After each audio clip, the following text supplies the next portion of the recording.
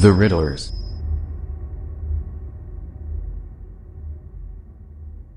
La batalla de Dulce para detener un programa de cría extraterrestre usando miles de mujeres jóvenes y niños. Los componentes del gobierno controlador, el gobierno secreto, trabajan junto a una fuerza alienígena para resolver las diversas formas en las cuales la población en general, podría ser sometida a un control totalitario final, que dejaría a la humanidad como animales de granja para ser utilizados para alimento y la cría exclusivamente. El objetivo sería convertirnos en robots biológicos, dejarnos sin voluntad propia, seres sin ánimos de libertad, sin fuerza interior, desconectados de la fuente original a nivel álmico. Un tratado de 1947 firmado por el presidente Harry Truman, puso en marcha un plan en el que la élite obtuvo secretos tecnológicos extraterrestres, a cambio de permitir a los extraterrestres secuestrar sujetos humanos para su investigación diabólica. Esto es lo que nos cuentan, pero este plan se lleva haciendo desde lo más remoto de la humanidad. Con el tiempo, la élite podría sobrevivir para convertirse en los señores de la granja humana, bajo el control final de los extraterrestres, como los perros que vigilan las ovejas en una granja humana. La élite fue colocada por los extraterrestres controladores para tal fin. Si no hacen bien su trabajo de control absoluto y creación de la vibración necesaria para alimentar a sus deidades, son eliminados, de ahí sus ansias de poder y control sobre la población. Ubicado a casi 2 millas debajo de Archuleta Mesa, en la Jiquerilla, la reserva indígena Apache cerca de Dulce, Nuevo México, existe una instalación subterránea y es una de las más protegidas del mundo. Es el primer laboratorio principal de biogenética del gobierno de los Estados Unidos y alienígena en la Tierra. Hay otros más en Colorado, Nevada y Arizona, por no mencionar en varios otros lugares como Afganistán y Rusia, están repartidos por todo el planeta, pero Dulce es el más grande laboratorio. Oficiales a cargo de las principales unidades militares eran parte de la generación que consideraba a las mujeres jóvenes, madres potenciales, como un tesoro que proteger. Descubrieron que mujeres jóvenes estaban siendo secuestradas, e incluso clonadas en Dulce, para ser utilizadas como esclavas sexuales en rituales y como contenedores de híbridos extraterrestres. El punto de inflexión se produjo cuando el asesor de seguridad nacional Dr. Zbigniew Brzezinski se reunió con el presidente Jimmy Carter en la Casa Blanca el 14 de junio de 1977, junto con otros agentes de inteligencia y líderes, para poner al presidente al tanto sobre una serie de programas de alto secreto, incluido el Proyecto Acuario, y el trabajo que se realiza en Dulce, Área 51 y otras bases secretas en todo el planeta. Brzezinski, miembro de la élite controladora del poder que respaldaba la causa alienígena, nunca imaginó que el presidente estaría tan conmocionado que pronto recurriría a asesores militares de confianza en la comunidad de inteligencia militar, para buscar opciones sobre cómo detener lo que estaba sucediendo. Un grupo de la Agencia de Seguridad Nacional, NSA, había estado luchando secretamente contra la causa alienígena y los humanos que trabajaban para los alienígenas, desde que se estableció a mediados de la década de 1950. El Proyecto Acuario, originalmente se estableció en 1953, por orden del presidente Eisenhower, bajo el control de NSC y Majestic 12. En 1966, un grupo secreto de la NSA creó el Departamento X, para identificar y estudiar todas las operaciones alienígenas o enemigas que podrían ser una amenaza para los Estados Unidos o la raza humana en general, y el Departamento Z, para reaccionar y neutralizar cualquier tipo de amenaza a los Estados Unidos o la raza humana.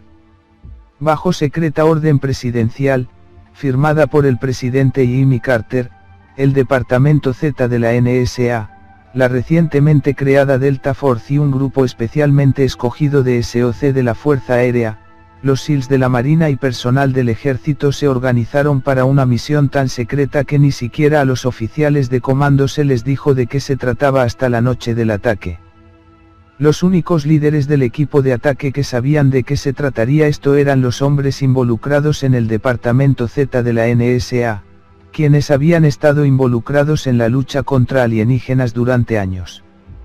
El comandante encargado del ataque era el capitán Mark Richards, el hijo del infame holandés, el mayor Ellis Lloyd Richards, que había sido el comandante de la seguridad internacional desde que el almirante Chester Nimitz murió en 1966.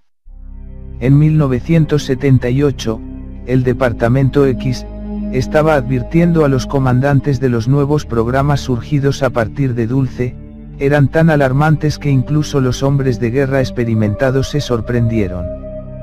Miles de jóvenes hembras humanas fueron creadas en tubos de ensayo para ser recipientes de híbridos y rituales alienígenas. Pero estos clones estaban demostrando ser menos que satisfactorios para los alienígenas, porque no sufrían de la misma manera que lo hacían las víctimas humanas reales. Ellos necesitan la energía pura de sufrimiento como alimento, y los clones no tienen ese nivel, no sufren de la misma manera. No podían reaccionar con el miedo que las mujeres jóvenes normales podrían. Los clones no disponen de un alma. Por esa razón, mientras el programa de clonación continuara, se había decidido aumentar el programa de secuestros, con los ataques forzosos de corto plazo que aumentarían en 1980 a más de 100.000 por año, y la instalación se ampliaría para las víctimas a largo plazo, que permanecerían allí mientras vivieran, con un número superior a 75.000.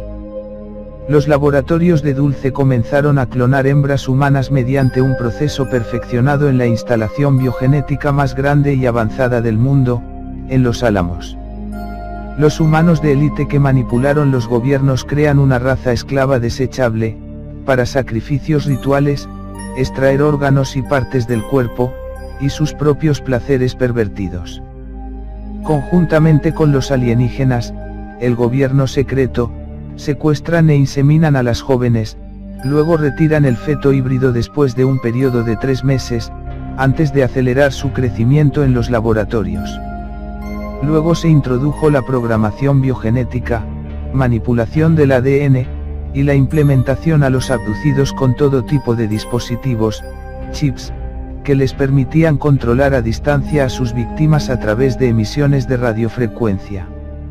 Un grupo secreto de resistencia formado dentro de las agencias militares y de inteligencia del gobierno de los Estados Unidos, que no aprobaba los acuerdos que habían sido hechos con los alienígenas, se prepararon para rescatar el mayor número posible de prisioneros en la base de Dulce. Muchos de estos valientes humanos que sobrevivieron, después serían asesinados, o morirían bajo circunstancias misteriosas o serían silenciados de otras maneras.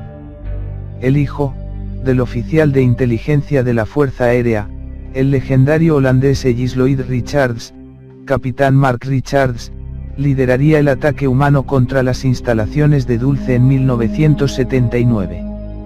A finales de 1970, algunos militares y hombres de inteligencia se opusieron a los tratos con algunos de los extraterrestres para el beneficio egoísta de grupos como los Illuminati o el Club de Roma, a expensas de miles de vidas inocentes. Esto causó la brecha que llevaría a la acción militar tomada contra las instalaciones de Dulce en 1979. En el informe de la batalla de Dulce, está escrito lo siguiente. Uno de los reptilianos dio información a varios de los hombres involucrados en el ataque a la base de Dulce, sobre lo que se estaba haciendo en la base subterránea, y les ayudó a comprender mejor al enemigo, y cómo derrotarlos. En 1979, había 37 especies extraterrestres diferentes en las instalaciones de Dulce. 6 de esas razas tenían su propia flota espacial y de viaje dimensional, otros eran invitados de los Dracos. Todas las especies que habían venido como huéspedes de los Dracos estaban allí para experimentos genéticos y reproductivos con humanos, y otros también estaban interesados en los humanos como fuente de alimento. De los interesados en experimentos reproductivos, 25 podían disfrutar de relaciones sexuales directas con mujeres, aunque varios necesitaron que la hembra fuera sometida a tratamientos hormonales especiales. Según Lear y otros, el gobierno de Estados Unidos hizo un pacto con una raza no humana ya en 1933. Según algunos, esta raza no es humana, pero afirma haber tenido su origen en la Tierra. Algunas fuentes alegan que esta raza depredadora es de naturaleza sauriana. Esto ha llevado a otros a sugerir que los dinosaurios que gobernaron la superficie de la Tierra en tiempos prehistóricos, pueden no haberse extinguido del todo como se cree comúnmente. Hay varios informes de humanoides reptiles encontrados en sistemas de cavernas naturales subterráneas en todo el mundo. Los tipos y las razas en Dulce en el momento del ataque todavía están en cuestión. Ovarios fertilizados de cientos de hembras humanas jóvenes sanas son cosechados constantemente, para la investigación ilimitada de embriones y células madre, y para crear una raza esclava subhumana de criaturas obreras clonadas. Investigadores descubrieron que los aliens mejoran clones humanos para que se conviertan en criaturas que sirvan a otras necesidades alienígenas, experimentación con las energías del aura y sobre todo con el alma. Cuando el grupo militar de ataque contra la base de Dulce accedió al sexto nivel de la base subterránea, encontró enormes corrales, donde mujeres humanas habían sido modificadas genéticamente para convertirse en vacas reproductoras, ya que la necesidad de leche humana y sistemas reproductivos había crecido. Cientos de mujeres jóvenes habían sido alteradas, para convertirse en poco más que vacas. El plan de ataque se centró en paralizar el generador principal de la base subterránea y luego hacer tanto daño como fuera posible, mientras liberaban a las víctimas secuestradas. El coronel Roger H.C. Donlon, estacionado en Fort Leavenworth en ese momento, encabezaría un equipo de combate, formado por soldados del Delta Force recién formado, SEALs de la Marina y del Comando de Operaciones Especiales de la Fuerza Aérea de los Estados Unidos. Los equipos de vuelo fueron organizados por el piloto Carl Gordon Jenna y se incluyeron lo mejor de lo mejor en combate en el aire, con entrenamiento de operaciones especiales, y el capitán Mark Richards. El presidente de los Estados Unidos y el secretario general de las Naciones Unidas nunca fueron informados de la operación pendiente. Los humanos y extraterrestres involucrados en el ataque tomaron parte en la acción sin órdenes o autorizaciones de autoridades superiores. Quienes lucharon contra los alienígenas lo hicieron en contra de la voluntad de la élite humana. Después del asalto a la base de Dulce, se le daría el siniestro apodo de la Casa de los Horrores, en memoria de lo que ocurrió y vieron allí. Delta Force tenía su propia flota de helicópteros, el pelotón de aviación. Pintados con colores civiles y números de registro falsos, los helicópteros podrían desplegarse junto con los operadores de Delta y montar vainas de armas para proporcionar apoyo aéreo y transporte.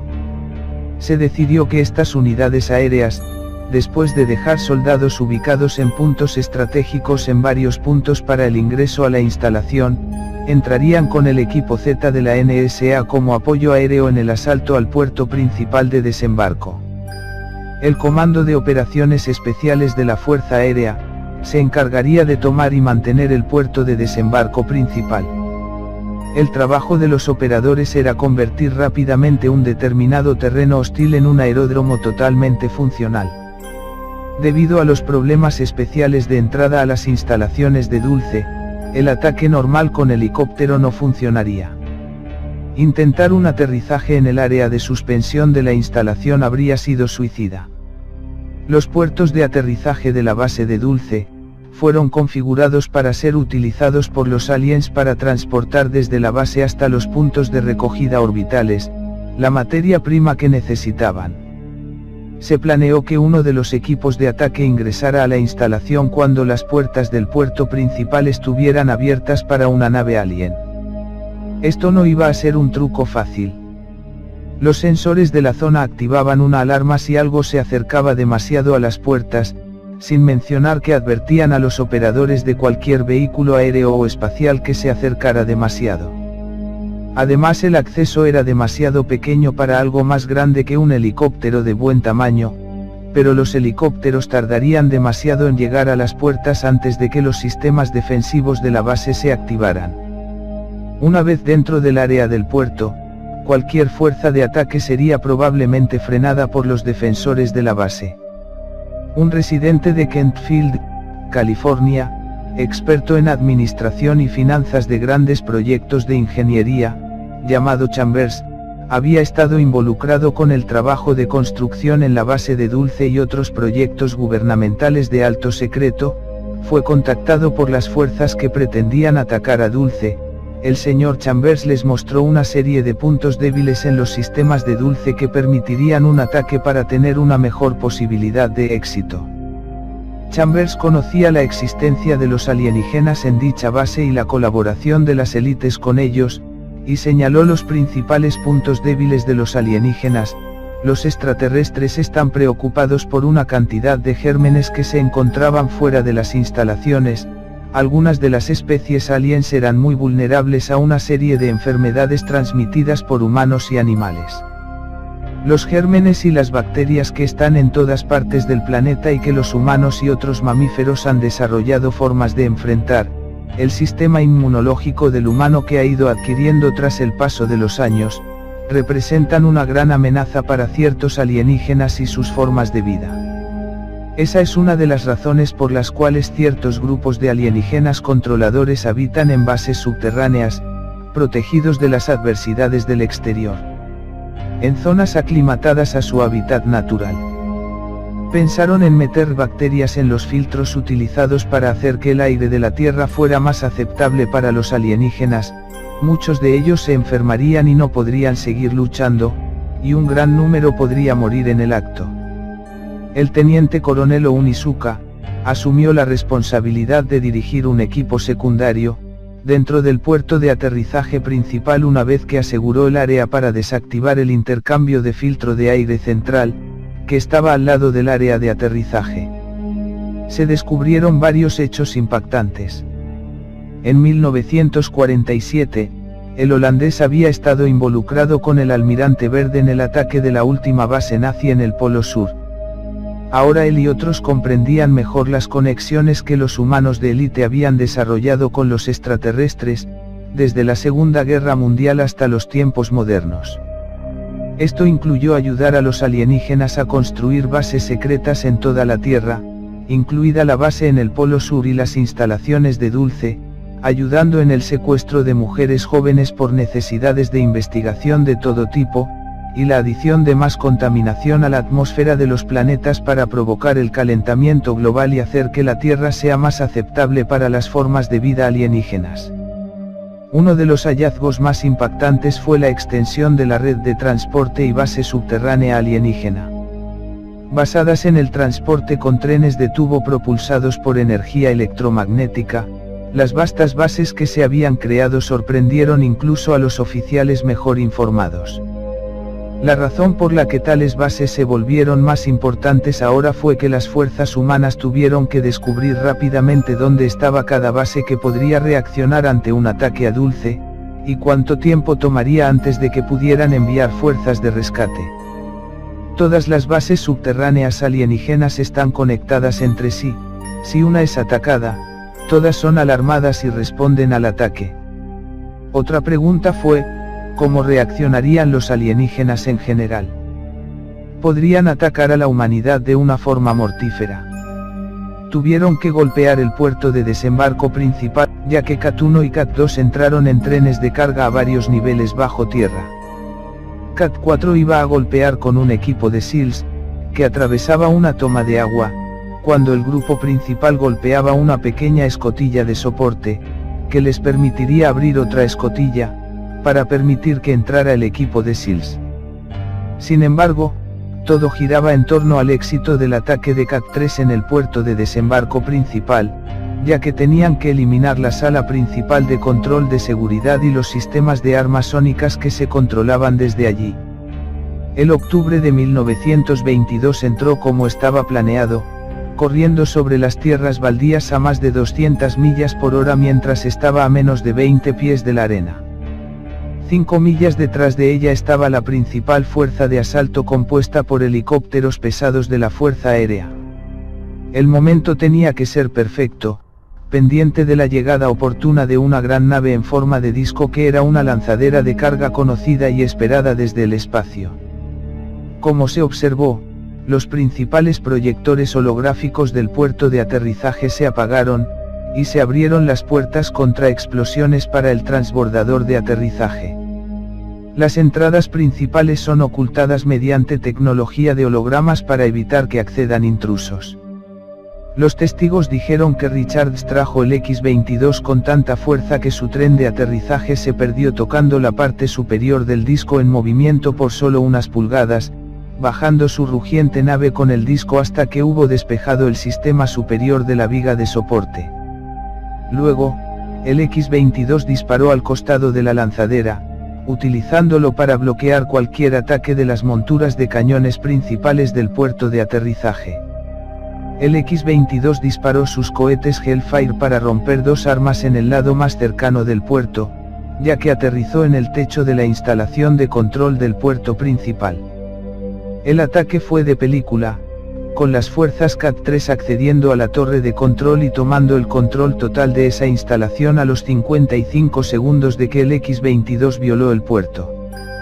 Al asomarse, el X-22 continuó utilizando sus cohetes y sus armas para barrer cualquier arma enemiga en el área del puerto, silenciándolas antes de que la fuerza aérea entrara por las puertas abiertas del puerto. Los sistemas de imágenes holográficas se apagaron, de modo que los puertos de entrada y otros sistemas que normalmente estaban ocultos ahora quedaron totalmente expuestos. Un equipo de seguridad alienígena había logrado cerrar las puertas principales en el centro de control de la base, y los primeros dos hombres que intentaron colocar explosivos lo suficientemente cerca como para dañar las enormes puertas de explosión fueron derribados por fuego enemigo. Recibiendo un gran daño, el X-22 rodó hacia adelante, y desde menos de 40 metros disparó sus cohetes restantes. La explosión resultante hizo que las puertas se abrieran, y aniquiló a cualquier alienígena del otro lado a 30 metros a la redonda. Forzado a emplumar los motores ahora encendidos del X-22, Richards tomó el mando de uno de los equipos de ataque de CAT-3 y condujo el ataque a través de la entrada aún humeante al centro de control principal, mientras otros equipos atacaban desde otras direcciones. La instalación de múltiples niveles en Dulce, con su centro de control vigilado por una fuerza de seguridad potente y muy armada, demostró ser mucho más extensa y compleja de lo que los atacantes humanos habían pensado en un principio. Las fuentes de información como Tomás Castello tenían niveles de autorización que no les permitían conocer el alcance completo de la operación, solo podían conocer una pequeña porción de todo el entramado.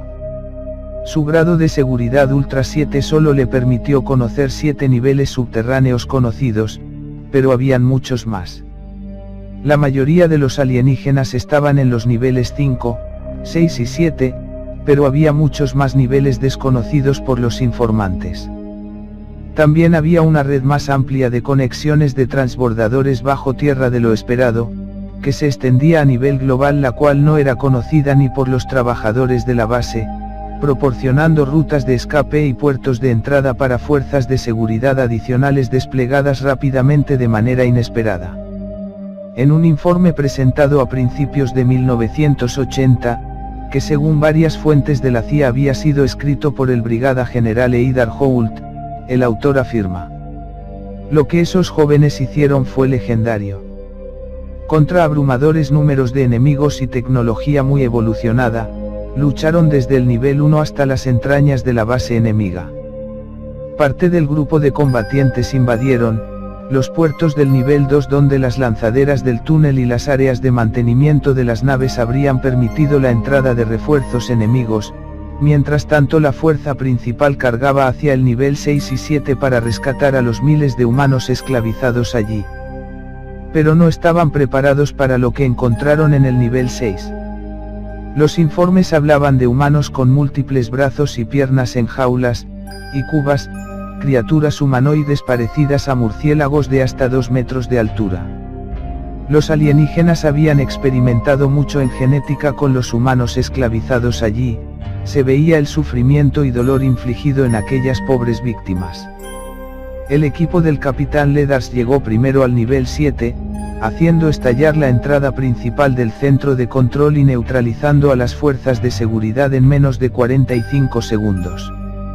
Al ingresar a la estación de seguridad, se dieron cuenta del alcance de la instalación por primera vez, encontrando sistemas para observar y controlar a más de 30.000 cautivos en ese nivel, y los sistemas de control y seguridad, para mover a los cautivos a las zonas de experimentación, y centros de placer así como centros de rituales, en más de 62 lugares diferentes, donde actualmente se mantienen otros 4.600 cautivos. El informe del capitán Leathers mencionaba el momento. Observé imágenes holográficas de escenas de horror que son imposibles de expresar en palabras, y un zoológico de seres humanos en varios estados de salud y condición mental. Viendo imágenes de chicas y niñas así como de niños siendo torturados en ese mismo momento, todo lo que podía pensar era en mis propias hijas. Luego recobré la cordura tras el shock y di la orden de avanzar para liberar a tantas víctimas como pudiéramos.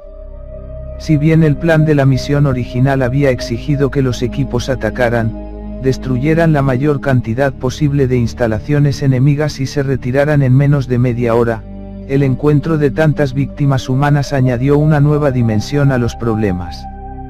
Si bien ninguno de los oficiales a cargo admitirá quién dio la orden, las comunicaciones de radio grabadas y los informes de testigos oculares, parecen sugerir que Eidar Holt permitió que el joven Richards cambiara las directrices de la misión a medida que el número de víctimas salvables se hacía más evidente. El informe del capitán Leathers dice: no teníamos más opciones. No podíamos dejar allí a esas pobres chicas. Sabíamos que si no las evacuábamos, tendríamos que eliminarlas para evitarles tanto sufrimiento por parte de esos monstruos. Miles de alienígenas trataban de matarnos. Miles de mujeres humanas y niños gritaban por ayuda. Y miles más que sabíamos que tendríamos que dejar atrás. Miles de tropas enemigas comenzaron a llegar en los trenes del metro. Simplemente no estábamos preparados para una evacuación masiva. Tras apoderarnos del control de algunos trenes comenzamos a cargar chicas y niños y disparando a los grupos encargados de la seguridad de la base que nos atacaban sin cesar. Destruimos 2 conductos de aire que llegaban hasta el exterior, 2 escuadrones sacaron a las chicas y niños de esa manera al exterior donde con suerte nuestra gente podría recogerlos. Un escuadrón recibió mucho daño y muchas bajas mientras luchaban para evitar que los refuerzos alienígenas ingresaran a las principales estaciones de tren. Nos quedamos demasiado tiempo en la base, pero en ese momento no podíamos dejar atrás a esas pobres jóvenes y a esos niños. Sabía que habría muchas bajas, que podrían morir muchos de los míos, incluso yo, en esa cruel batalla, pero había que hacerlo, debíamos arriesgarnos para liberar a esa pobre gente. Una hora después de que el X-22 atacara por primera vez la entrada principal del puerto, Eidar Holt ordenó retirada. Más de 3.600 chicas y niños habían sido cargadas en helicópteros y aviones y ahora estaban siendo llevadas a una base segura. Los equipos de ataque ahora se retiraban detrás del humo y las explosiones. Una de las cosas aterradoras que el equipo había encontrado, pero que se habían visto obligados a dejar atrás, era un tipo de arma que podía destruir las células de una criatura a un nivel subatómico, matando así todo lo que vive en un área específica sin dañar a ninguna estructura de alrededor. El teniente coronel Onizuka, que había dirigido el equipo de ataque, logró reparar el daño ocasionado al X-22 antes de tomar el control de un cazatriángulo alienígena capturado. Mientras Richards herido luchaba en retirada con las últimas mujeres y niños rescatados y los supervivientes de los grupos de ataque y refuerzos, Onizuka proporcionó fuego de cobertura. Esto le dio a Richards el tiempo para alcanzar y reiniciar el X-22 cuando el coronel Donlon cargó a la última víctima mientras él y 2 de sus hombres luchaban contra las tropas de ataque alienígenas. Abrumados, los soldados en el X-22, probablemente no habrían salido al aire si en ese momento varias naves de combate no se hubieran lanzado a la instalación portuaria y hubieran comenzado a establecer un patrón de fuego brutal contra los alienígenas.